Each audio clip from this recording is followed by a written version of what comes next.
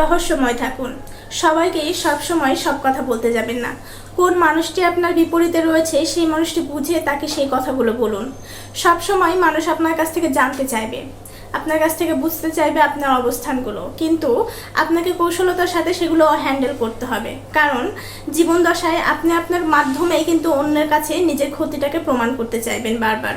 সেই কারণে কোনো মানুষ আপনার কাছ থেকে কথা চাইলে সেটা আপনি কথাটা পজিটিভলি বিনয়ের সাথে বলুন, কিন্তু সেটা ইগনোর করার মাধ্যমে। কিন্তু সেই ইগনোরটা অবশ্যই পজিটিভ হতে হবে। আপনি মুখে সদা উজ্জ্বল হাসি রাখুন। যে কোনো ক্ষেত্রে রহস্যময় থাকার আরেকটা বড় বেনিফিট হচ্ছে আপনার মধ্যে কি চলছে এই বিষয়টি অপরপক্ষের মানুষ যখন বুঝতে পারবে না, তখন আপনার ক্ষতি করার জন্য যে বিষয়গুলো প্রয়োজন হয় সেগুলো তার কাছে থাকবে না।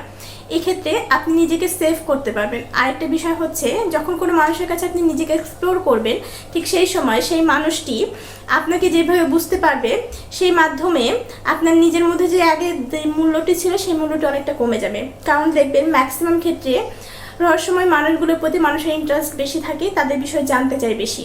সেই কারণে নিজেকে রহস্যময় রাখুন এবং যতটুকু প্রয়োজন ততটুকুই বলুন, বাড়তি কোনো কথা বলবেন না। দেখবেন আপনার সম্মানও ভালো মতো থাকবে এবং তার সাথে সাথে আপনি যে ক্ষতির সম্মুখীন হওয়ার চান্স থাকবে সেটাও কমে যাবে।